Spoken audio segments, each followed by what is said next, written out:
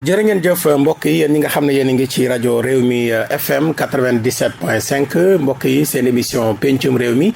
comme ni ñu ko baaxoo di ànd ak yéen samedi bu jot bu 15h jotee jàpp 16h ngeen di sànd ak Abdou Khadre Seck Mamadou Diallo nekk ci wàllu machine bi mbokk yi tey ñu invité Amadou Bachir Ndiaye moom mooy njiitul mouvement politique Bokk Defar Sénégal waaye tamit mooy président coalition justice solidarité et entrepreneuriat moom la ñu invité tey ñoo ngi leen nuyu. ñoo ngi leen di fay asalaamaaleykum mbokk réew mi ñuy déglu émission bi. ñu lay nuyu Abdou Khadre. Amadou Bachir Ndiaye yow yaa jiite coalition juste yow la ñu invité tey fa seeni waxtaan ak yow ci actualité bi nga xam ne moo am ci Sénégal fi ñu koy dooree rek. bokk na ci dialogue politique bi nga xam ne njiitu réew mi di président Macky Sall woote na ko am na ñu bari ñoo xamante ni nee nañu dinañu dem am na ñoo xam ne nee nañu duñu dem ci dialogue politique bi ndax jàpp nañ ne du lu sincère jàpp nañ sax datub dialogue politique boobu yow dialogue politique bi njiitu réew mi woote d'abord lan moo ci sa gis-gis ak lan moo ci yéen seen position. waaw ñun Abdou Khadre coalition justice solidarité entrepreneuriat fépp fu ñu wootee pour ñu discuter dañ fay dem taxaw surtout nag su fekkee ne ki jiite réew mi ki Sénégal yi fal ne mooy jiite réew mi moo woote moo tax ñun bind nañ ne dinañ dem suñu woowee dinañ ñëw toog d'accord nañ ci discussion parce que dëkk bi ñaari at ñetti at yi passé yëpp jaxasoo boo xam ne tant que ñu ngi mun di discuter rek dinañ mën a trouver solution daal pour am jàmm ak salaam donc ñun dinañ dem te nee nañ nit ñi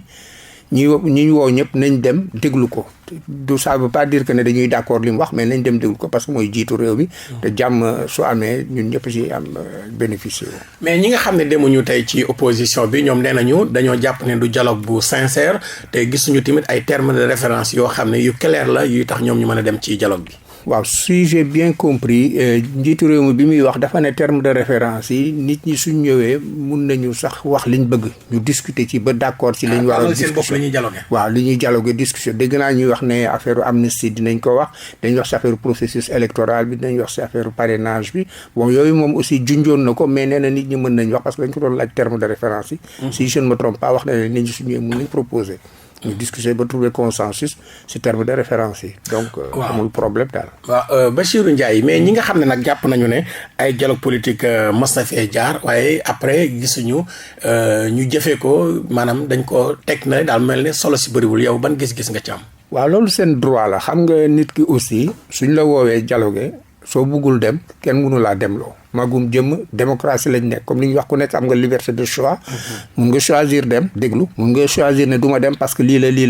la loo munti wax tamit mënuñu la forcer nga dem mais yaakaar nañ ne ku Sénégal ñor ku jàmm ñor ku bëgg dëgg avancement Sénégal di nga mën a dem toog déglu su subaa kenn wax ne dégluwuloo woon. kon li nga bëgg a wax ñi demul si dialogue bi Sénégal intéressé wu leen Sénégal ñoru leen. waaw loolu laa yaakaar man je le dis personnellement loolu laa yaakaar parce que ku gestu gis say doom toog sa jabar toog sa yaay say maam say mbokk gis dëkk bi ni mu tàngee ni mu méttee nit ñi niñ sonnee suñ la woowee dialogue te jiitu réew mi woo la même soo d'accordul ak moom demal nga déglu ko su waxee loo xam ne d'accorduloo ko nga génn wax ne man d'accord ma waaye demoon naa déglu ko parce que nag yàlla moom moo ko fa teg. te tànk ba 2024. comme il dit 2 avril 2024 mooy jiitu réew mi su yàlla àndee. kon daal yow dialogue bi jàpp nañ ko aussi 30 mai bi nga xam ne moom la ñu dëgmal yéen waa coalition juste daal pare ngeen pour dem waxtaanee léegi tey par exemple tey Bachirou Ndiaye. yow sànq sa biir wax nee nga président Macky Sall nee na maanaam terme de référence yi bëggul terme de référence yoo xam ne moom mooy jékki-jékki tànnal ko boppam mais bu ñëwee ba toog kenn ku nekk mën naa wax yow lan nga bëgg ñu waxtaane ko naturellement Benno Bokk Yaakaar danañu fa am ay membres te yow terme de référence yooyu yow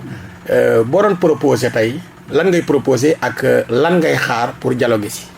waaw man li may xaar mooy surtout ñu wax pour ñu def balater problème yi am Sénégal ñu toog wax ci politiquement par rapport ak processus électoral bi am problème ñu xool aussi par rapport ak parrainage bi ñu xool aussi par rapport ak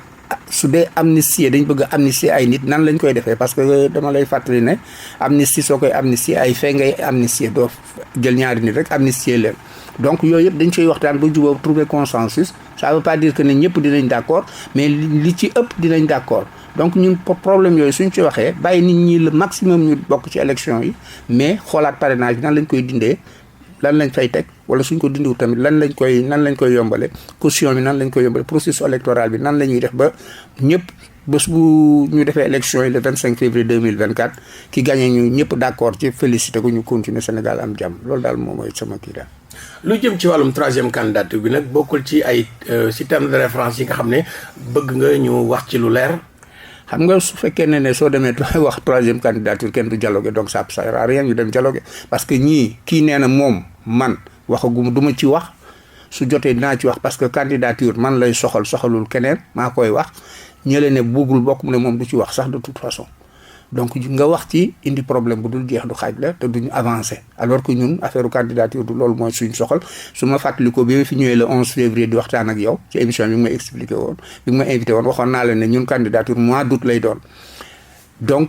amuñu soxaluñu candidature daal wax ko daal loolu mooy jarul dialogue su dee dañu nar a dem wax affaire candidature ñii ne non day def ñii ne du def kii ne man du ma wax jotagul su jotee naa wax et tout ça donc du amul dialogue du am. donc mais li nga wax nii tamit ci même processus électoral bi. su ngeen fa demee tamit ay sujet la yoo xam ne dañ koy débattre rek ndax troisième candidature nekkul sujet boo xam ne war nañ ko teg ci table bi waxtaane ko. le troisième candidature suñu d'accord ne conseil constitutionnel mooy décider am nañu constitution boo xam ne 2016 modifié nañ ko wax nañ ne nul ne peut faire plus de 2 mandats consécutifs le mandat est de 5 ans nul ne peut faire plus de 2 mandats consécutifs su jouru candidature yi jotee mois d'août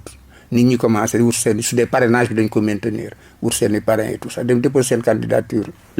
conseil constitutionnel mooy décider su décider ñu war a nekk candidat d'accord su fekkee ne am na ku dugal te warul woon nekk candidat ñuy d'accord su boobaa aussi ñu campagne wax na ne d'accord ci c'est aussi simple que ça bàyyi Sénégal yi décider de toute façon Sénégalais yi léegi nii am nañu xam-xam seen xel màcc na ci affaire élection ba nga xam ne duñ choisir ku ñu bëggul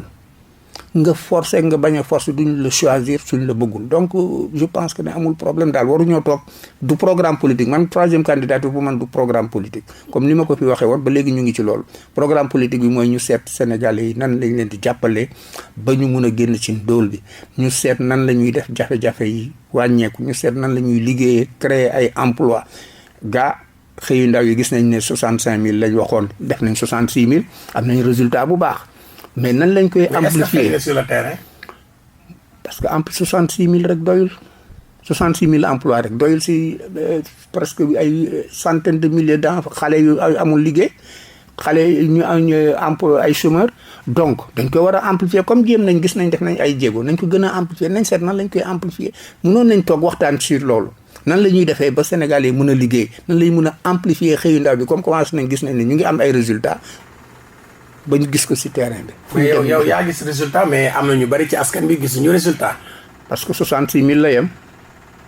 su dee am nañu ay centaines de milliers d'emplois. de chômeurs est-ce que Bassirou yow en tant que koo xam ne sa xel màcc na ci wàllum entrepreneuriat est-ce que rôle état la woon mu taxaw ne damay créer ay emploi non état du créer emploi ñun def nañu sax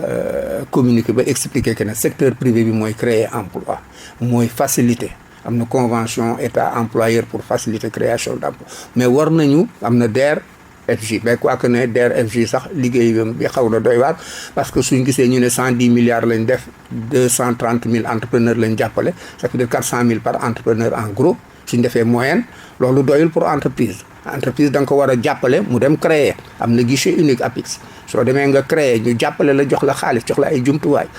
di la jàppale di la suuxat pendant des années pour que mun a jóg donc Sénégal na jox dispositif ak moyens yi entreprise privée yi secteur privé ñu créer ay emploi ñu jàppale leen ci seen i employés jàppale leen ci seen koom-koom ñu mun a jóg. d'accord waaw. jërëjëf Bassirou Ndiaye wax nga ci dialogue politique bi nee nga yow pare nga pour dem mais dafa am benn kuréel boo xam ne moo tudd F24. société civile bi ak yenn ci way politique yi ndax yow bokk nga ci kuréel googu di F24. non man bokkuma ci mooy li ma la wax rek man du ma wax affaire candidature du ma wax affaire parce que. kii bokk ci opposition bi. opposition soft lañ bokk waxoon opposition de solution ñun liy indi jaaxa liy sonal Sénégal yi duñ ci dugg parce que ñii di dem do foofu di def F24 seen choix la dañoo dem choisir ne dañuy discuter bul wax troisième candidat mais foofu la ñuy nekk place de l'Obélisque ba kenn jóge ci suuf dem. defi campagne su élection yi jotee mu gagné ñu ne fan la jaarul c'est-à-dire troisième candidature du programme politique moo tax ñun musuñu see d'accord te duñ si musa d'accord xam nga 2012 maa ngi lay doon nett la dernière fois ñun dañu toog rek place de l'Obélisque ak assemblée di wax rek pas de mandat pour Abdoulaye Wade par Macky Sall bi conseil constitutionnel ne day nekk candidat wàcc ndànk dem ñu continuer di wax rek dem seeti nit ñi xool jaamoo askan yi ñu jox ko réew mi donc ñun foog nañ ne ñu liggéey xool lii waa réew mi soxla lañ moo ñu gën a soxal daal ko toog di bokk F24 dañu nar a toog foofu rek di wax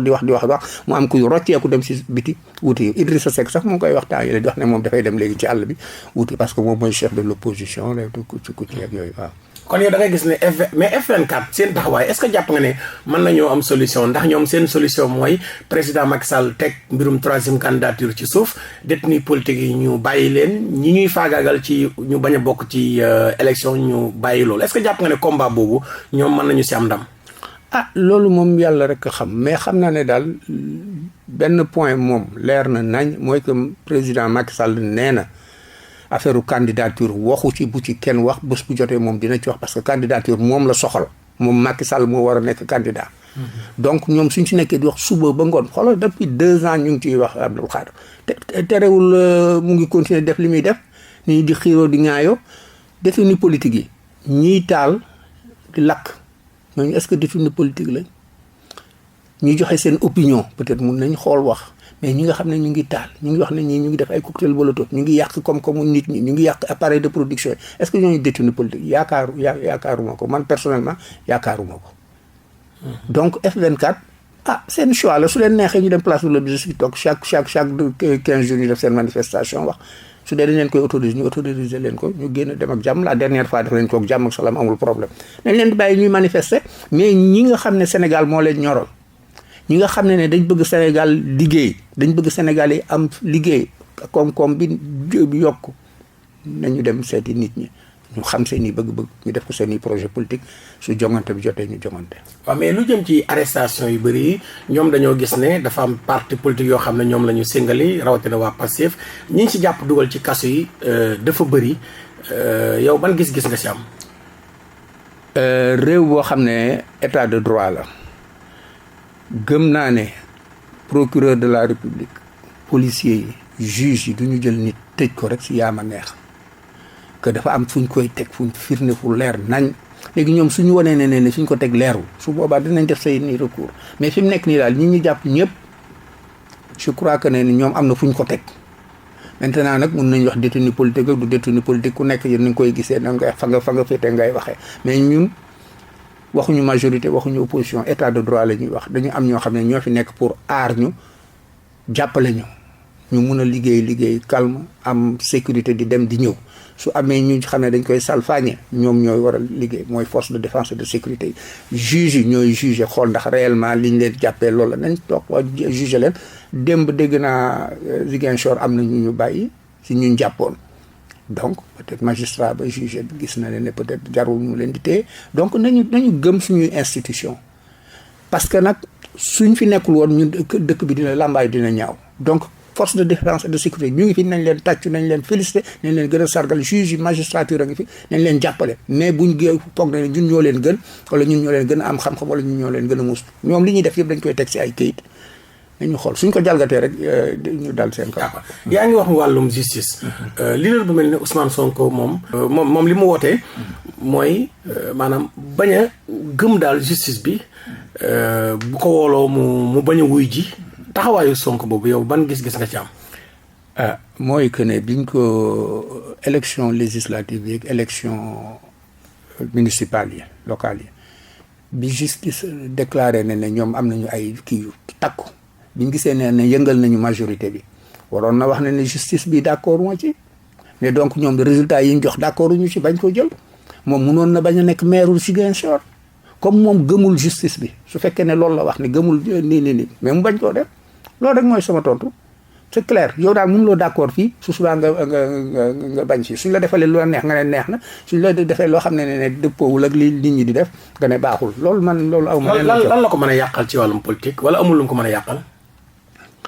En tout cas su dee nekk candidat élection présidentielle il faudrait que magistrature justice décider ne déclarer ne moom moo gagné wala gagnéwul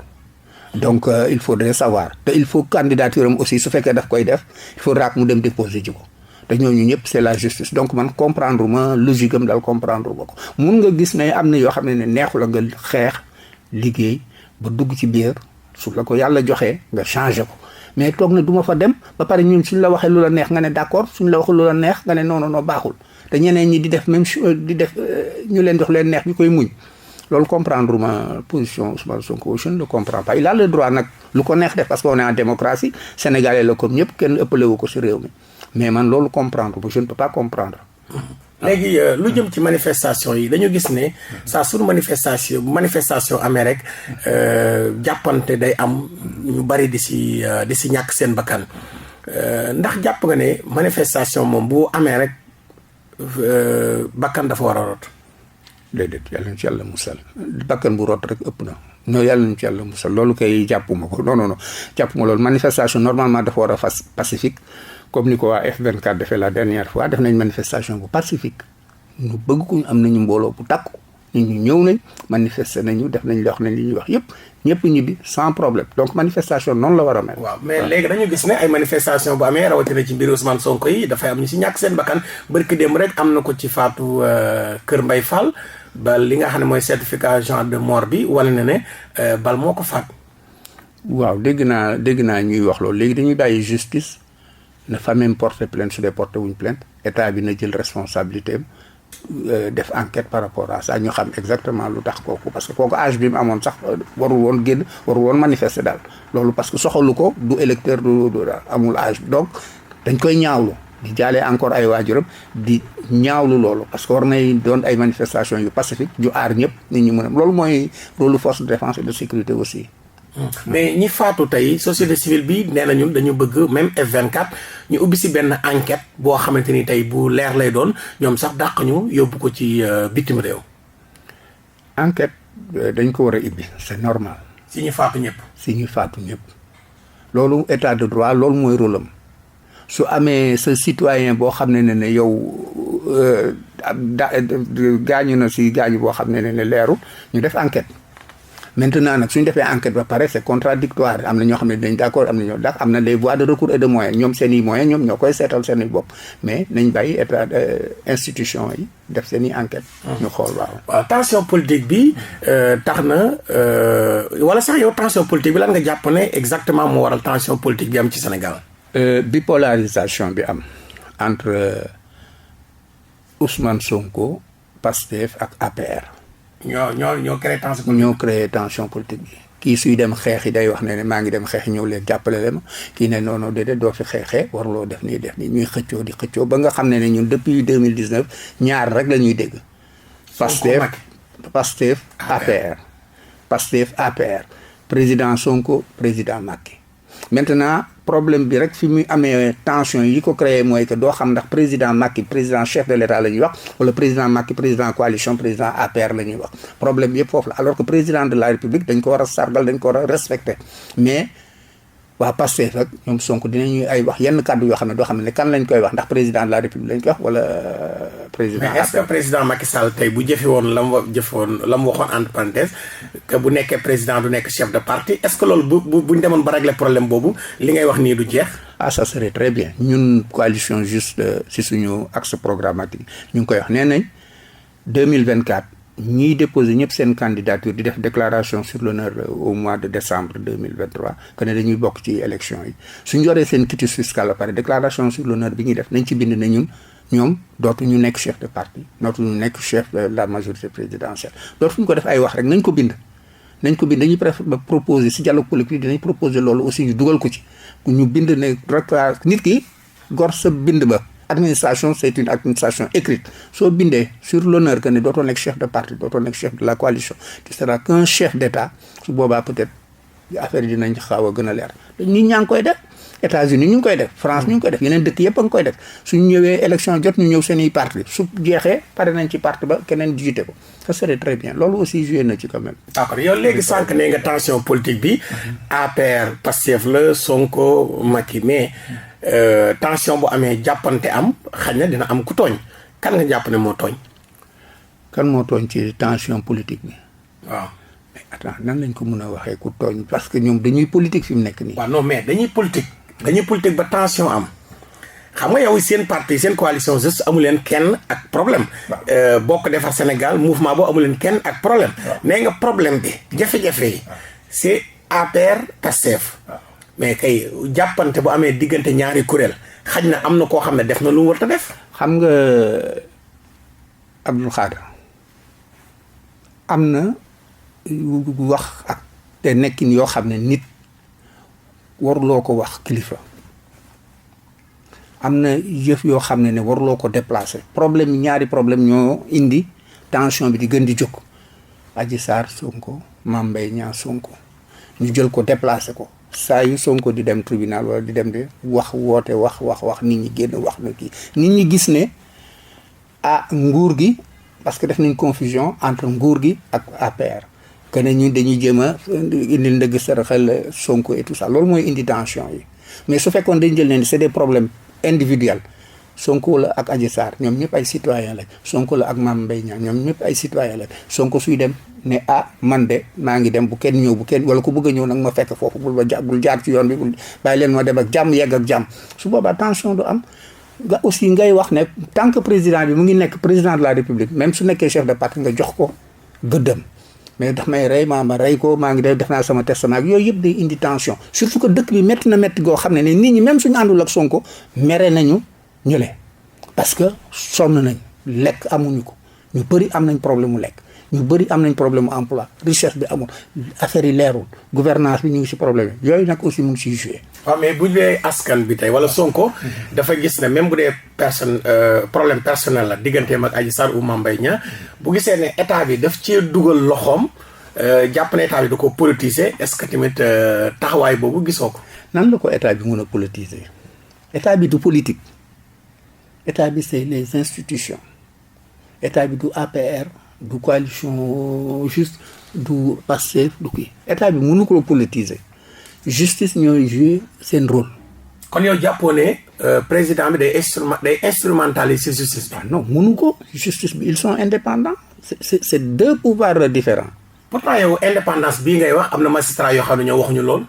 mais magistrat yi su leen neexee ñu wax loolu magistrat yi su leen neexee ñu wax loolu mais man de li ma gis mooy pouvoir exécutif pouvoir judiciaire. am nañ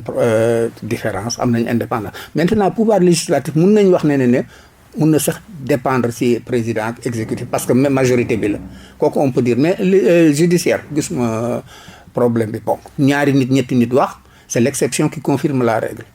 kon yow si tënk. da nga jàpp ne. kon yow ni ma la déggee nga wax mooy tension politique bi Ousmane Sonko moo ko fi indi. Oui ça moom c'est clair et net joué na ci bu baax a baax parce que su dee problème mu Adji Sarr ak problème mu moom Mame Mbaye Niang moom moo dem moom moo wax suñu waxee yàlla rek tax ñu wax suñu xool ne suñu bàmmeel ak suñu kanam moom moo dem moom moo wax maintenant nag su ko jëlee déplacé ko kenn mënu ci dara maintenant su ko nit ñi dégloo aussi kenn mënu ci dara mais moom moo dem moom moo wax te nag saa yu ñu ko woowee moom mooy nekk génn wax lu ko neex nit ñi topp nag yàlla nag moo def loolu mooy leader de l'opposition du chef de l'opposition moom mooy leader de l'opposition su waxee xale yi topp ko te ànd ak moom donc tension bi moom moo ko créé waaw. waaw jërëjëf Bassirou Ndiaye kon mbokk auditeurs yi suñu mbokk internautes yi yéen a ko déggandoo peut-être yéen di ngeen apprécier ci li mu wax ndax moom dafa jàpp ne tension politique bi Ousmane Sonko la sànq ba tey ci tension politique bi gis nañ tey ñoom Alioune Tine dem seeti Serigne Mountakha ngir mu dugal ci loxoom ngir tension politique bi mën a wàññeeku wax na nee na dafa wax Serigne bi ngir mu wax Ousmane Sonko mu daal di teggi tànkam wax na ak président Macky Sall wax nag sëriñ bi pour président Macky Sall moom tamit libéré détenu politique yi dox boobu société civile bi di dox di seeti kilifa diine yi ngir apaiser tension politique bi ban gis-gis nga ci am. dama koy rafetlu surtout sëñ bi tedd bi kilifa gi wax na li mu waxee nit ñi waxee ne noonu la waxee loolu rek la ñu xaar ci moom te deful lu dul loolu la mus a def dégg naa Ousmane Sonko démb bi muy def interview bi nee nañ wax na ne moom li ko sëriñ si wax du ko wax. Donc je pense que ne mu ngi ci bonne disposition wu def dialogue aussi wàccee tension bi parce que nee nañ ko Alioune Tine nee nañ wax Ousmane Tine mu teggi tànkam donc mooy tension bi ñu doon wax rek moom mooy bës rek su bësee accélérateur bi rek mu dem donc dina peut-être teggi tànkam ñu koy rafetlu. léegi président nag moom ban taxawaay la war a amee. léegi yow par rapport ak li nga wax dañu ne ñu ne na libérer détenus politiques yi je pense que ne suñ demee logique comme li ma waxoon sànq pouvoir judiciaire bi ak pouvoir exécutif bi amuñu benn rapport donc su justice décider li muy décider su boobaa président bi mun na gracier bàyyi. léegi président bi waxoon ay dossier maa si teg sama coono xanaa fekku la fi. dégg naa bi mu ko waxee waaw dossier moo si teg coono dégg naa bi mu ko waxee waru ko woon wax na ko léegi ñun ñoo ko fal. su beneen yoonee ñu rectifier loolu moo tax ñun ñu coalition juste ñu proposé ne dañuy def parquet économique et financier waxoon naa la ko le 11 février ce qui fait que ne kenn dootul am possibilité di teg conc ak di teggi conc donc wax na ko mais suñ toogee di wax ne moo ko waxoon du tax ñu changer problème bi léegi problème bi mooy ñu wut loo xam ne moom dootul mun a teggi conc ak teg conc loolu la rek ñun añ am logique bu ñuy demee mooy que ne suñ naree nekk di ñaxtu rek duñ dem duñu avancé te depuis 1960 mais depuis sax colonisation ñu ngi ñaxtu demuñu fenn. donc ni ñuy wut ay solution jéem a avancé waaw. mais gis nañ njiitul Pastef dem toog Ziguinchor ci foofu mu fekk baax ñenn si waa APR ñoom dañu gis ne dafa daw dem foofu moom nag nee na barricade bi ñu ko doon def di ko tëj si kër góor gi ak di agressé moom ak njabootam loolu la bëgg mu dakk moo tax mu dem toog fële te nee na bu ñu ko joxee garantie aussi ci wàllum sécurité am dina wujji yoon. waaw te may rafetlu mu demandé ñu jox ko garantie bu dem wuyu yoon parce que comme moom ak beneen citoyen la mu dem régler problème bi parce que bëgg na te am na droit demander nekk président de la République liggéeyal Sénégal su demandé ay garantie moom xam na yoon bi muy jaar pour am ay garantie foog naa def ko wax pour que nit ñi dégg ne moom bëgg na def loolu mais nag na dina ko dëggal dem ba fond ba mooy que xam na ne su wootee ne dama bëgg garantie pour dem ba procès ba tribunal su taxawee wax woote dinañ ko yóbbu ba mu yegg wala nit ñi dinañ ko bàyyi mu dem ba yegg mais am na noo xam ne soo ko woowee nit ñi ñu wóor na ne sooy dox sax doo mun a def benn pas doo dem te doo yegg donc loolu aussi il faudrait que mu wax nag loo xam ne day méngoo ak li mu bëgg daal su fekkee dafa bëgg a dem xam na ni muy jaar pour yegg parce que dem na fu bëri te kenn topp ko waaw d'accord c'est son droit nag dem Ziguinchor moom fu ko neex mu dem Sénégal amul fenn fu ñu ko war a mun a tere mu dem fu ko neex mu dem toog loolu moom dañ ko koy nangul mais daal su dee dafa bëgg a dem ci procès bi xam na ni muy jaar ba dem te kenn du ko sonal te kenn du ko te sécurité am dina ko assurer loolu moom Sénégalais yëpp sax am nañ droit suñu amee problème sécurité woo ñi ñu war a woo ñu jàppale leen pour que seen sécurité assurée ndaxte Abdoul Khadre saa yu manifestation amee si suñuy calcul suñuy expert 40 milliards dañ ko perte journée boobu Sénégal parce que kenn du liggéey kenn du def appareil de production bi yëpp day taxaw 40 milliards xaalis bu bëri la bu bëri soo ko defee ñeenti yoon juróomi yoon si weer bi problème bu dul jeex du xaaj le 8 le 16 le 23 mais suñ ko dañuy sonn Sénégal ñun dañoo ndóol nañ seet xaalis boobu soxla na pour ñu créer ay entreprise mais Bassirou Ndiaye li ma dégg nga wax ko ci wàllum tension politique bi wàllum justice bi wàllum perte yi nga xamante ni moom mooy am bu ñu woloo Ousmane Sonko dafa mel ni amul benn responsabilité wala lenn loo xam ne responsabilité nguur gi la. non nguur gi dafa war a assurer suñu sécurité liberté de mouvement d'aller et de venir force de défense yi la ñuy wax ñu ñëw ñoom ñu ngi koy jéem a def mais nit kuy manifester lan ngay def da ngay jéem a assurer sécurité mais Sénégal yi suñu demee ba tiit mënatuñu génn donc am na problème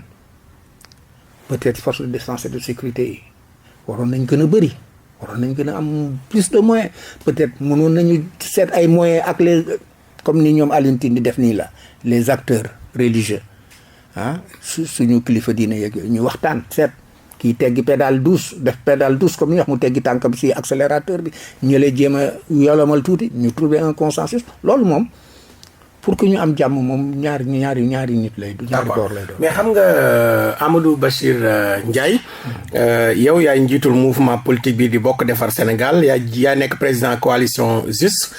mais aussi li ñu nemmeeku ci Sénégal mooy wàllum justice ñi ànd ak Ousmane Sonko ci opposition bi am na si ñoo xam ne dañuy wax wala ñu def loo xam ne peut-être suñu loi réew mën na leen seet teg ay daan mais acte yooyu ñooñu def ba yoon dal seen kaw dañuy gis ne yu ni toll wala yu ni ëpp ñi farak nguur gi dañ koy def mais parfois yoon du leen woolu loolu aussi dafa tey xel. mais su boobaa ñun nañ porter plainte am nañ droit bi ay citoyen leen ko suñ gisee ne lii war nañ ko def defuñu ko nañ porter plainte ba pare porter presse. su boobaa dina porter plainte mais parfois du mujj fenn. ah non kon dossier ba dafa kiiwul parce que foog naa ne ñi nekk justice di ay fonctionnaire kenn gënu leen bëgg seen bopp. waaw non bëgg nañ woy ju rafet. non xam nga tey Guy Marius Sagna. waaw agressé woon nañ ko fi Malicounda porté woon na plainte Ousmane Sonko porte na yoon ay plainte tey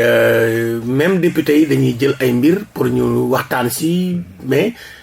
acte yooyu parfois du mos a aboutir. waaw mais li nekk sa biir dossier ba la rek xam nga problème lépp toujours soo porté plainte dañuy def enquête yow Abdou Khadre soo mënoon dem lire enquête bi xool conclusion yi ndax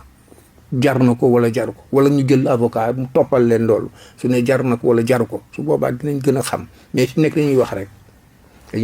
Malicounda xaw ma lu tax dossier plainte Guy Marius Sagna continué wul je ne sais pas lan moo nekk si dossier ba ndax dafa doxoon provocation wala dañ ko provoqué wala xaw ma daal mënu ma la wax mais li nekk si biir dossier bi mais suñ nit ki plainte dañ la war a firndeel ne yow am nga dëgg wala amuloo dëgg peut-être toll nañ fu nga xam ne léegi ñun dañuy bëgg lépp ñu leeralal ñu ko mais am na yoo xam ne nag ñun mënuñu ci accéder tant que jaaruñu ci par les voies mooy am sa avocat wala ñëw def conférence de presse expliquer ñu lu tax loolu moom mënu ma ci wax loolu waaw. léegi Bassirou Ndiaye yow sànq yaa ngi wax ci dialogue politique bi mais amnistie bi yow est-ce que d'accord nga ci ñu amnistier Karim Wade ak Khalifa Sall wala d'accord nga ñu amnistier comme ni nga ko waxee sànq ay fee la ñu amnistier ndax d'accord nga ci projet boobu président Macky Sall teg pour projet pour amnistier ndax d'accord nga ci. amnistier ñaari nit ñi nekk ci prison yi def même fait ñu téye leen ba léegi dama ndax jaadu na wala jaaduwul mais su fekkee ne jàmm Sénégal mu gën wan nañu ne ñaar ñooñu suñ leen amnistier Sénégal dina am jàmm peut-être jar na ko mais su man daal amnistier ñaari nit daal man daal bëgguma ko ñaari nit rek ñu amnistier leen loolu moom d'accorduma ci mais nag su fekkee ne dañ ne jàmm prouvé nañu ne jàmm Sénégal fa lay jar na ko waaye ñi nekk ci biir prison yi def même fay aussi nañ leen ci boole. mais bu dee tey dañoo bëgg Karim ak Khalifa bokk ci élection rek est-ce que amutoon beneen possibilité lu may amnistier leen. dégg naa ñuy wax ne ñu modifier article L29 ak L30 mais xam nga man son problème fa la nekk su fekkee ne biñ leen condamné dañ leen teg ay daan ci koom-koom ñu war koo fay impôt est-ce que fay nañu loolu. parce que même suñu dindee article L29 ak L30 boobu ñuy wax noonu suñ ko dindee. suñuy def candidature il faudra que ñu indi quitus fiscal suñ ko fayul quitus fiscal duñ ko mun a am. et pour du leen bindal quitus fiscal mooy foofu la sama problème nekk. dégg naa ñu wax L29 L30 mais j'ai pas compris comprendre ma trop il faut que spécialiste expliquer ma loolu laal. waaw non mais ñoom bu ñu leen tëjee yenn daan yi toppee la ci yenn infraction yoo def. L29 ak L30 mooy tax doo mën a bokk ci élection mais tey dialogue bii ngay wax ni ñu bari ñaar ñii ngay wax ni Khalifa Sall Karim Wade ñoom bokk nañ ci dialogue bi am na sax ñoo xam ne F24 ñoom dañoo jàpp ne dialogue bi deal la ay nit ñoo jóg pour dialoguer ci seen intérêt. ah d'accord donc loolu moo tax ñu yuuxu Khalifa Sall xam naa rek bi ñu defee seen meeting ba ah d'accord waaw mun na doon lool mais comme ni ma wax rek dialogue moom su la njiitu réew bi woowee yàlla moo def moo ñu jiite da ngay ñëw toog suñ defee li normal nga génn kenn du la téye ne la toogal par la force génn wax ne lii def normal la mais tant que tooguloo ba xam lañ fay wax lañ ci wax rek da nga koy njort rek surtout que ñu ngi wax amul terme de référence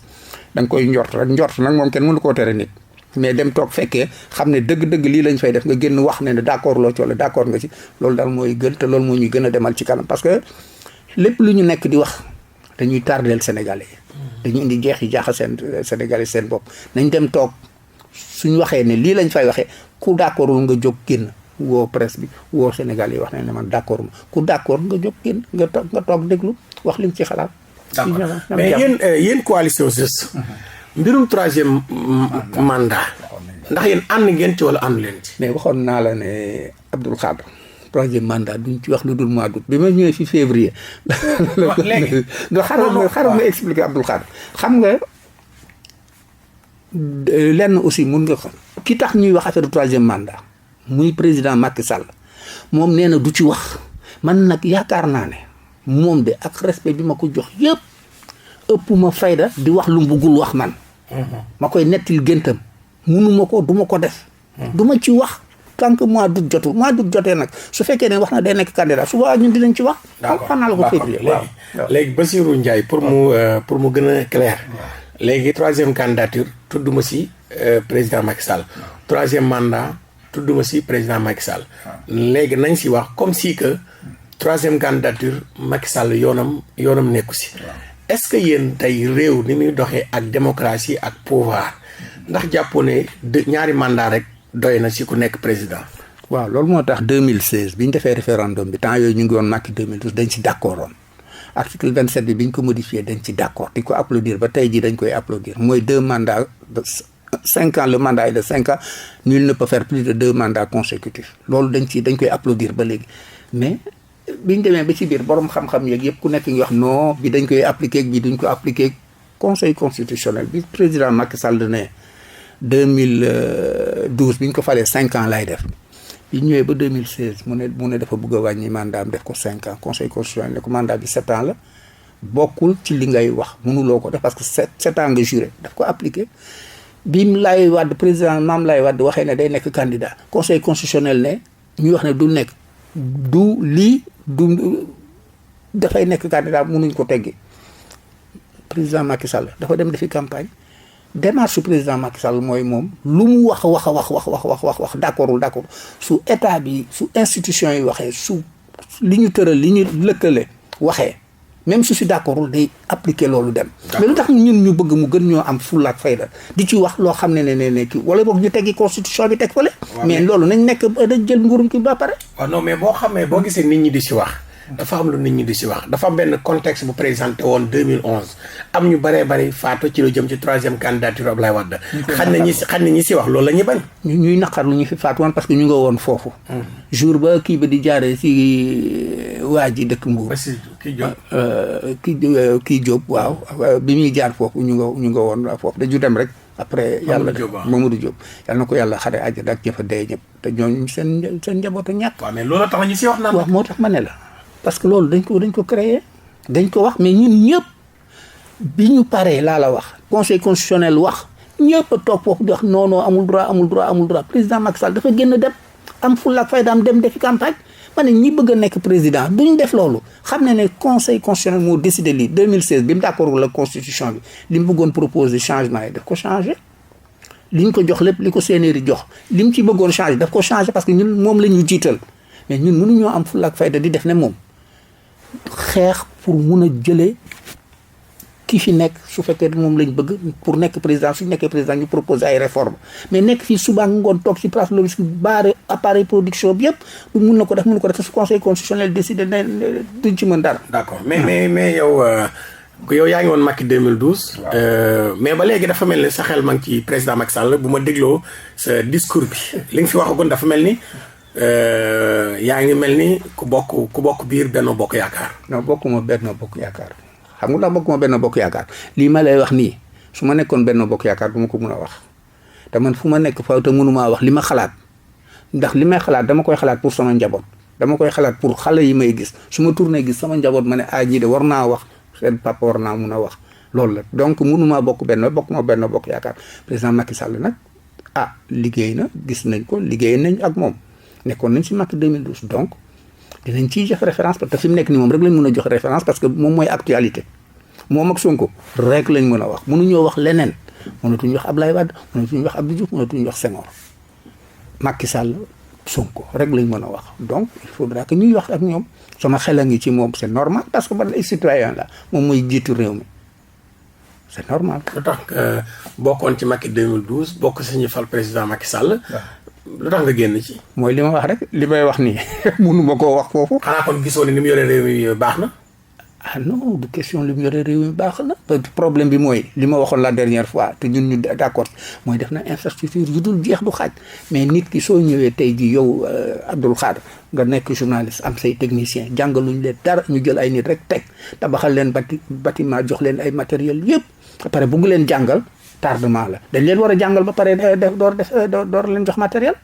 loolu la moom dafa def infrastructure yi ba pare ñu war a xalaat nag Sénégal yi léegi nan leen jox mais soo demee ci àll bi ñun ñu ngi proposé 400 communes rurales yi gën a nekk dans la ruralité ñu jox leen ku nekk 5 millions créer leen coopérative créer leen pôle industriel créer leen élevage ñu seet nan la ñuy liggéeyee pour mun a suqali seen i commune ñu ngi laajte loolu ñu ngi laajte loolu ñu wax ne ñu def programme 1000 milliards pour ça 850 milliards commune bu nekk ñu jox la xaalis bu doy bu takku pour que nit ñi mën a liggéey xale yi nekk marché HLM di taxawaalu foofu ñu bàyyi leen seen dëkk yi ñuy liggéey xale yi jógee Toubacouta di dox ñuy jógee Nioro Alassane di dox pour dem jàngi ñu wutal leen kaar ñi nga xam ne duñ lekk benn yoon la ñuy lekk par jour di jàngi école di defal leen restaurant scolaire loolu mooy suñ programme. kon xam nga ne dëkk bi doxul. mais maa ngi koy wax suba ba léegi sànq ba léegi maa ngi koy wax. maa ngi wax ne dëkk bi doxul am na problème yu dul jeex du xaaj donc ñun buñ ñu sonal par rapport ak du def premier mandat du def quatrième mandat du def cinquième mandat nañu seet nit ñi nañ dem si nit ñi ñu xam li ñu bëgg li leen gën a ñor li tax ñuy gën a mën a génn si seen ndóol xale yi nekk fii di wut liggéey ñu war jox leen liggéey maa ngi lay wax ne xëyu ndaw yi am na résultat certes mais doyul 60 000 emplois loolu doyul maa ngi lay wax loolu lépp maa ngi la koy wax. waaw d'accord mais li ñu gis kay mooy politique sociale bi président Macky Sall ma ngi wax politique sociale mais gis nañ ne tey la ñu baree bari sonn bërki dem rek am na benn kuréelu commerçant bu ñu def conférence de presse ñoom ne nañu soo moytuwulee sax njëg yi mën na fee gën a yokkaat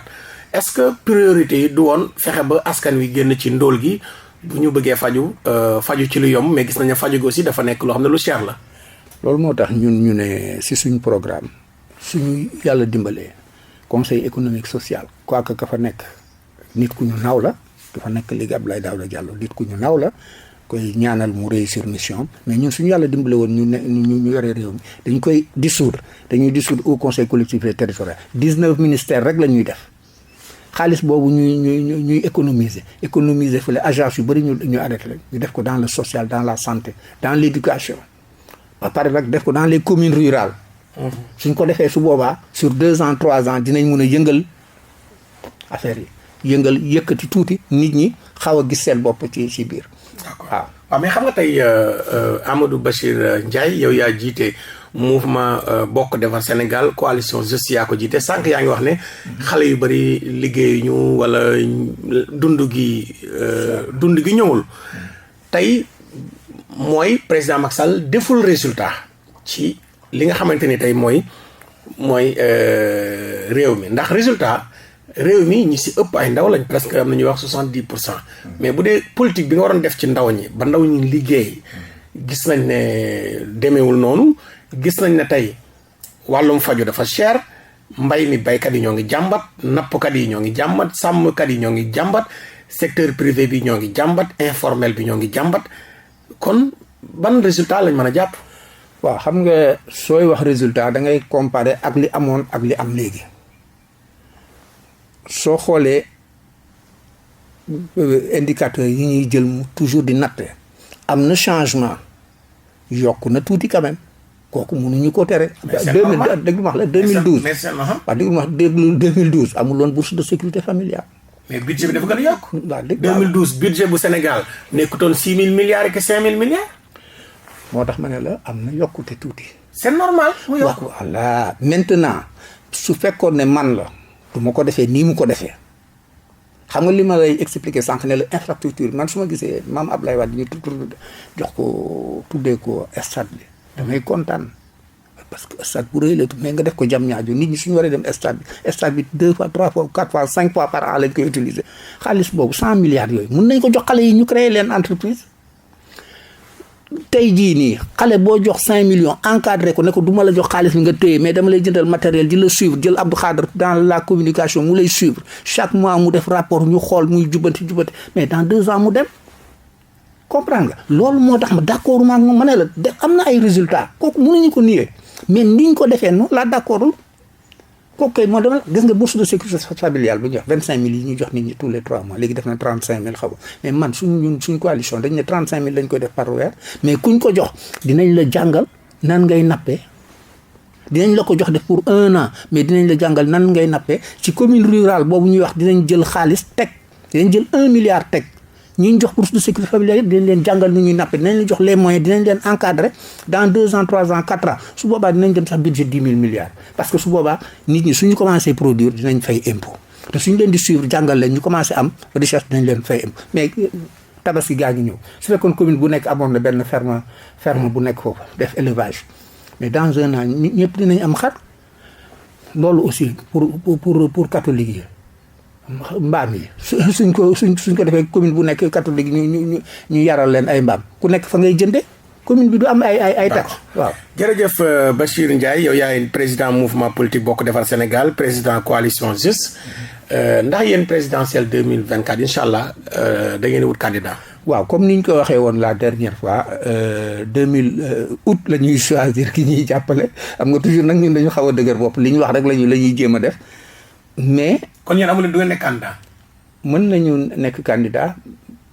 mais wala ci biir coalition bi. ci biir coalition bi mën nañu am candidat comme mën nañu am beneen candidat mais li may wax su dee choisir la ñuy def dañuy choisir ki fi def dara ki nga xam ne gis nañ ne mën na am dara ak par rapport ak ki nga xam ne su waxee nit ñu bëri interpréter ko peut-être loolu la bëgg moom mais ñëw toj appareil de production kii jàppale appareil de production parce que ñun suñu problème yëpp mooy appareil de production ñuy liggéey nañu liggéey pour que ñu mën comprendre li nga wax. li ma wax mooy su may choisir man kii def infrastructure par exemple kii indi ay solution nit ñi pour ñu liggéey kii indi jàppale secteur privé bi jox leen les moyens jël étranger mais ki nekkagul président mënagul lii ngay wax ni xanaa kon président bi nga bëgg a soutenir. non dama lay expliquer président bi ci la bokk président bi moom moo def infrastructure yi mais yow tey yi Abdou Khadre soo ñëwee nga defal moom un programme boo xam ne day appuyer secteur privé bi fépp contrat bu français yi am wala chinois yi wala japonais yi wala américains yi nga dee leen 50% yi na nga ko jox sénégalais yi da ngeen leen jàngal métier bi mu def transfert de technologie su boobaa Abdou Khadre dinaa la jàppale parce que dinaa xam ne yow yaay gën a def mieux que président bi comprendre nga. tey bu Sonko nekkoon candidat ndax pare nga pour bokk ci coalition. non du ma bokk coalition Sonko non tant que ñu ngi woote gatsa baal ma si terme bi du ma nekk non man je suis contre ça parce que damay bëgg suba samay doom roy ci lu baax parce que moom nii ko nit ñi di interpréter li muy wax